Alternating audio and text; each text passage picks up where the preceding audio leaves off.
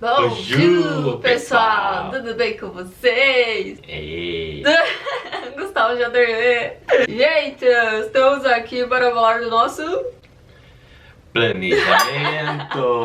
Nosso planejamento como prometido. E se você não está acompanhando esta websérie, eu vou deixar aqui, ó, o link para vocês conferirem o primeiro vídeo. E também já segue lá, que com certeza vocês vão amar essa websérie que nós estamos fazendo, que nós estamos recontando a nossa história de mudança para Paris. Como é que a gente decidiu, o que a gente não decidiu, o que deu certo, o que não deu, o que a gente gastou mais, o que a gente gastou menos, enfim. Aí. Aproveita, maratona o canal, que eu tenho certeza que vocês vão gostar dessa websérie, né, amor? Vai, blá, blá.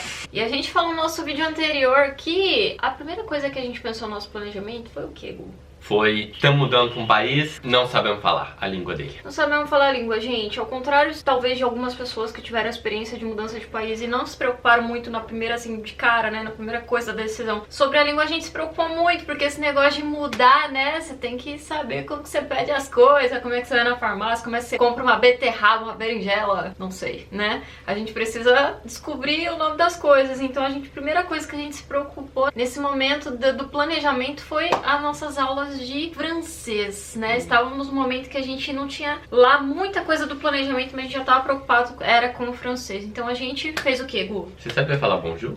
Eu nada. Bonjour. Nem bonjour? Eu não. A galera adora meu bonjour, mas eu não sei falar bonjour. Eu sabia acho falar que eu não sabia bonjour também não. É difícil porque assim, na verdade a gente nunca teve um contato com a língua francesa. Sempre, a maioria das pessoas, né, principalmente no Brasil, a gente tem contato primeiro com a língua inglesa na escola, ou quando nosso pai vai lá e paga a escola particular de inglês, porque inglês é a língua universal e tal e coisa, né? E esse negócio de falar bonjour, revoar, não era com a gente nem sabia de onde que era esse negócio. Então...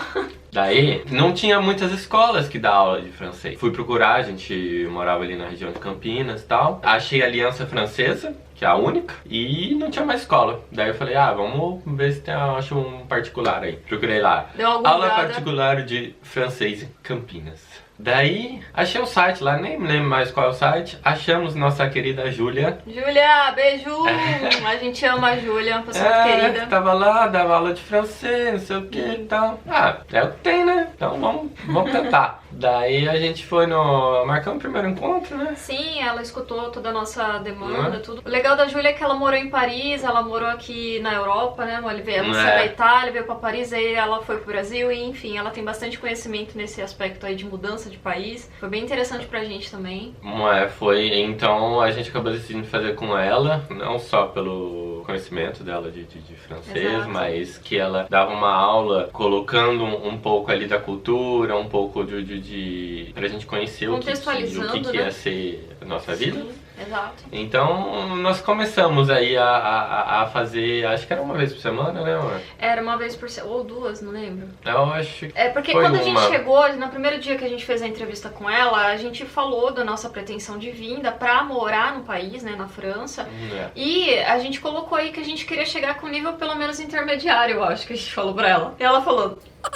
E a gente tinha uma observação muito boa, é que a gente tinha o quê, amor? Uns 7 meses, mas até então a gente não sabia que a gente tinha esses 7 meses, né? A gente vai chegar lá. Mas era pouco tempo, tá, galera? Então a gente queria chegar pelo menos num intermediário aí pra não chegar tão defasado assim. Quando a gente começou a fazer aula, a gente não tinha comprado as passagens ainda. Exato. Então a gente não sabia exatamente quanto tempo a gente tinha, mas o objetivo era mais ou menos um ano, entendeu? Exatamente. Mas daí, além disso, porque pensando em curso e tal, vem dinheirinho.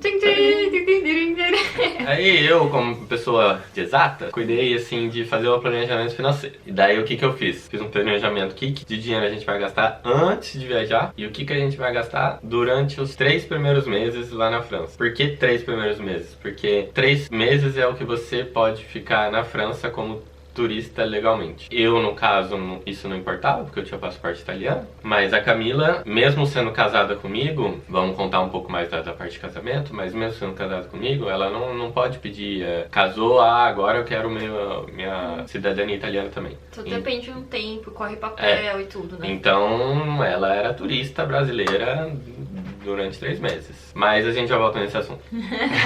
E aí, então, a gente começou a pôr numa planilha, né, os custos, o que a gente envolvia, alguns gastos, assim, gente. A gente tinha uma dimensão por alto, tá, do que ia ser, e só um detalhe também que é muito importante, que fez também a diferença no nosso planejamento, é que um casal de amigos nossos, que a gente já contou essa história aqui pra vocês, eles nos acolheram aí pelos primeiros meses que a gente passou aqui na França. No começo a gente não morava aqui em Paris, a gente morava na região da Alsácia, né, que é lá na divisa com a Alemanha. É isso. Então, a gente começou por lá, porque eles moravam lá, então eles nos acolheram, assim, mas a gente fez todo um planejamento, a gente ajudou financeiramente também na estadia que a gente ficou lá com eles, né, porque é justo. Sim. Então, na verdade, essa questão de morar lá com eles, tá tudo no vídeo anterior, quando a gente falou da decisão. Exato. A gente já tinha decidido, a gente ia morar com eles e tal, e eles tinham concordado e tal. Mas como eu falei, eu vou contar aqui pra vocês. Antes da viagem, o que a gente preveu, assim, grandes custos? A gente preveu passagem, pra mim e pra Camila. Passaporte, o meu tava ok. A Camila não tinha nem passaporte, ela tinha que tirar passaporte. A gente preveu seguro-saúde. Tá vendo? Seguro-saúde. Seguro-saúde. Ó, link aqui, ó, seguro-saúde.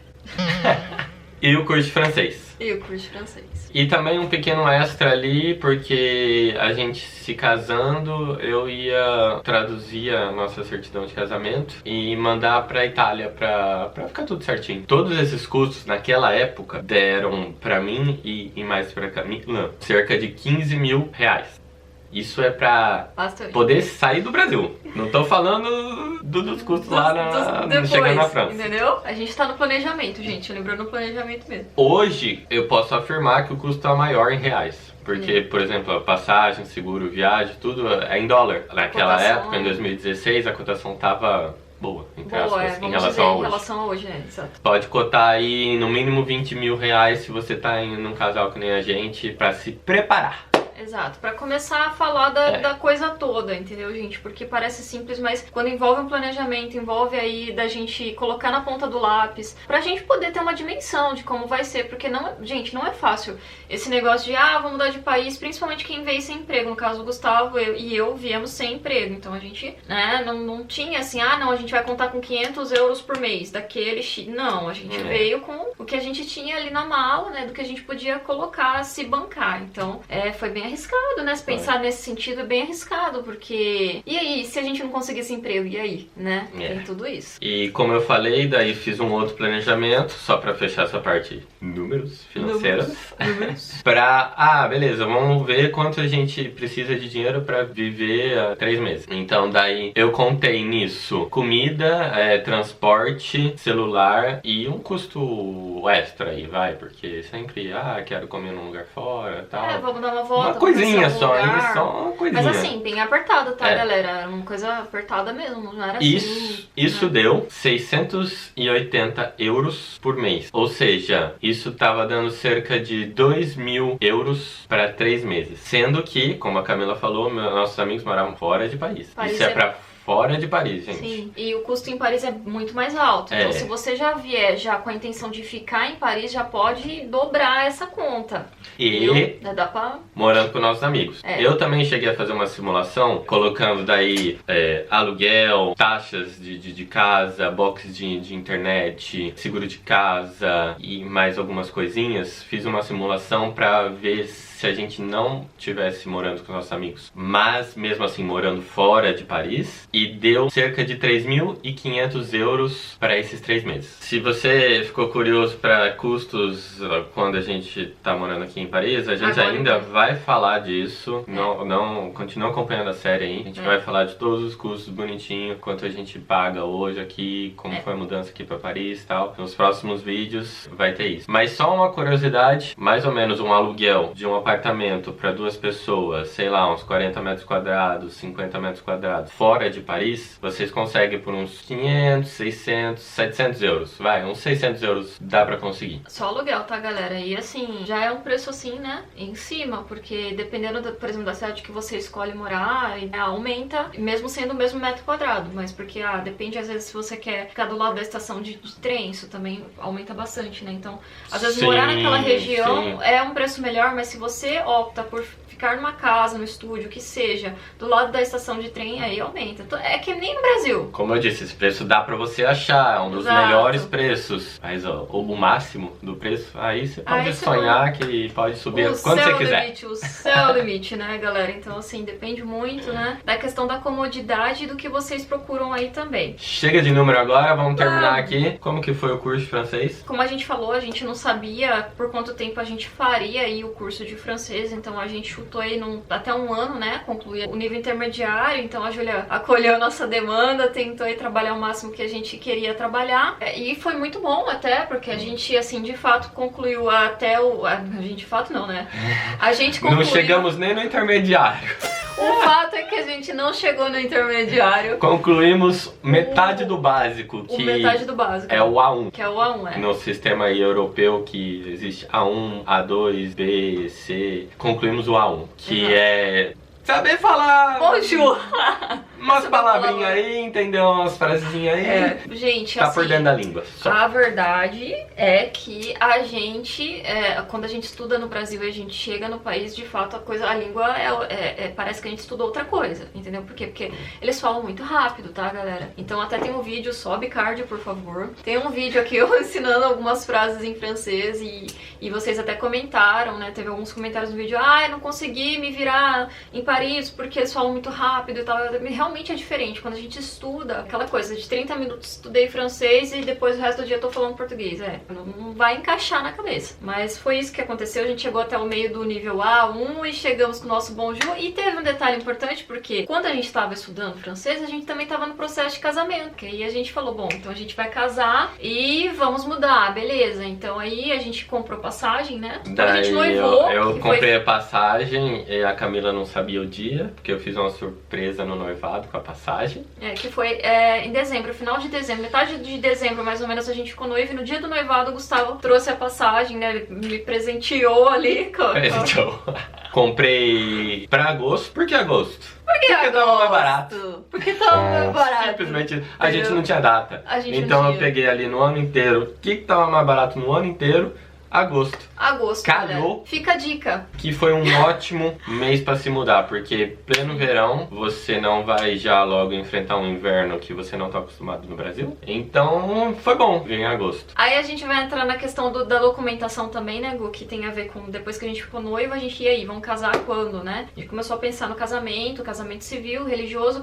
Nosso casamento civil foi em maio, dia 14 de maio. E foi maio, depois a gente casou religioso, 16 de julho. E com essa diferença, com esse espaçamento aí grande, porque a gente precisava correr os papéis do civil na Itália, né? É o que eu tinha falado antes, como eu queria enviar lá pra Itália a nossa certidão, então, vamos casar antes no civil e tal. Casamos no civil, temos a certidão de casamento, fiz a tradução juramentada pra italiana e mandei pra Itália pra atualizar. Quem tem cidadania italiana sabe que você tem que, quando você muda a sua situação, seja mudando de país, mudando de residência, seja mudando de situação civil, você tem que atualizar seu AIRE, sua situação na Itália. Então você vai lá, manda os documentos e atualiza. Eu não tinha certeza se isso daria problema aqui na França, se eu não tivesse com isso atualizado. Então, por via das dúvidas, já mandou os documentos. Manda e atualiza. E eu recebi uma confirmação por e-mail, acho que 2 meses depois, mais ou menos, foi. Mas não tem prazo, gente. Isso não é norma, não é regra.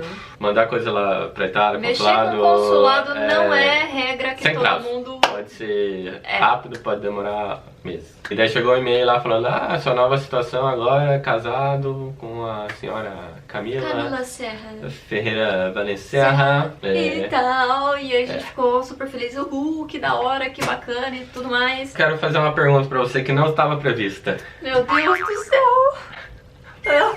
Que medo. Como foi seu aproveitamento casando e mudando de país nas aulas de francês? Nossa, galera! Júlia, você sabe disso, hein?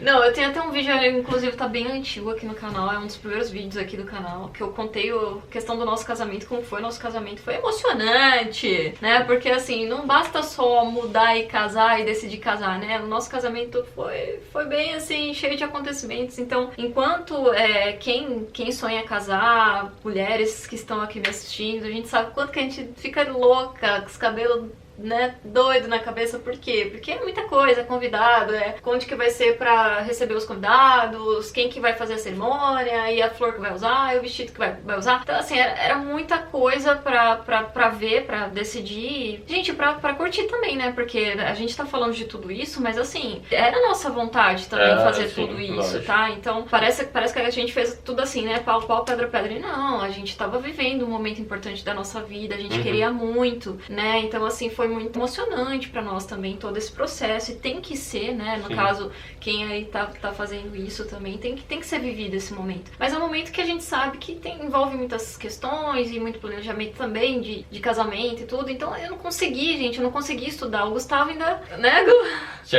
Camila chegava lá na aula de francês. Ai, Júlia, pelo amor de Deus. o teto da igreja, o convidado tal. Então, né, eu do lado assim, vamos começar a aula?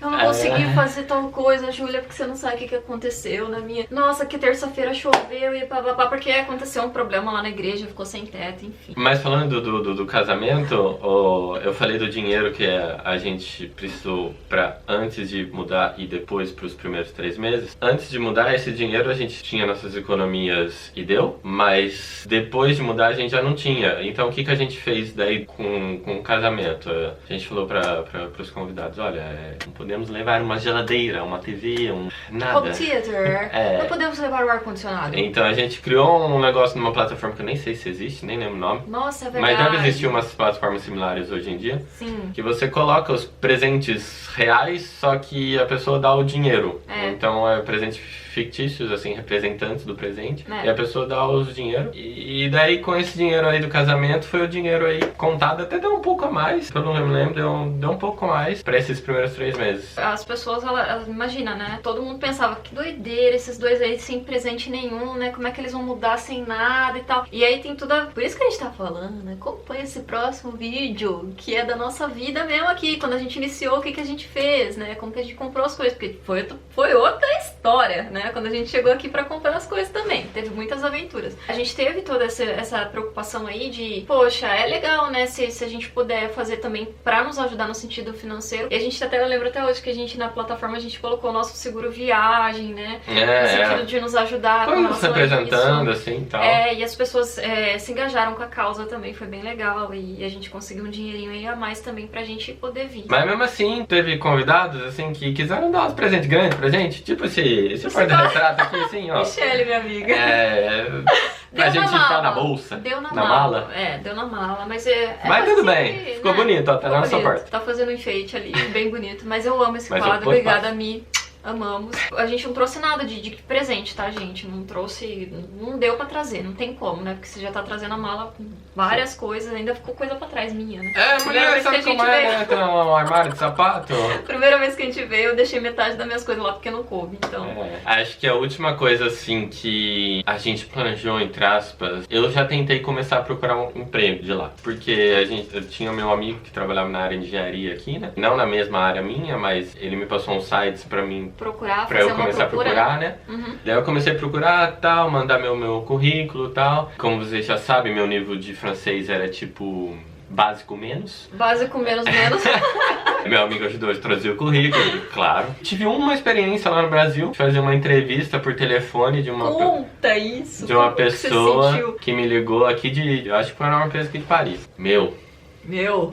Fiquei nervoso. Só falou que ia me ligar lá, tal, não sei o que, tal hora. Atendi. Tô sentindo o mal-estar da pessoa. Dei sorte, porque a pessoa que me ligou era compreensiva, calma, simpática, nananã. Não, sabia que o Gustavo era brasileiro. Tentava falar uns inglês no meio. Detalhe, meu nível de inglês também naquela época era... Então, assim, deu pra gente trocar umas palavrinhas, mas foi bem cagado. Mas mesmo assim, a moça falou assim, quando você se mudar, você me liga de novo e tal. E a gente faz uma outra entrevista. Falei que meu nível de francês ia estar melhor e tal. Tinha algumas frases prontas, assim, antes na Tava ligação. anotado algumas frases, gente, Mas foi totalmente cagado. como a gente até comentou com vocês, estudar no Brasil uma língua e chegar num outro país já é difícil. Imagina você ouvir no telefone alguém falando com você francês que, tipo, você nem tá entendendo. É muito difícil falar francês no começo, né? Principalmente no telefone. Até hoje, eu peço pro Gustavo falar, ai, amor, fala no telefone, cara, lá, porque na ligação é diferente, gente, muda muito, imagina. É muito difícil. Mas foi tudo isso, sabe, que aconteceu com a gente. Casamento, planejamento, Noivado, aula de francês, documento, falando conta. em documento, teve uma observação que, assim, na verdade aconteceu depois com a gente, mas que eu acho importante ficar aqui nesse vídeo pra vocês, que é a questão da nossa CNH. Quando a gente se mudou, assim, é tanta coisa que a gente tá vivendo, vocês conseguem imaginar, né, casamento, Sim. levar tarará, que a gente não se atentou pra nossa CNH. Não se preocupamos, na verdade. Tinha tanta coisa pra se preocupar que a gente não viu isso e eu não me lembro se nossos amigos chegaram a comentar e tal. Presta atenção nisso, gente, porque Sim. tem alguns documentos como a CNH aqui, que primeiro, você pode trocar a sua CNH, você tem que estar morando, eu acho que por 3 meses, alguma coisa assim.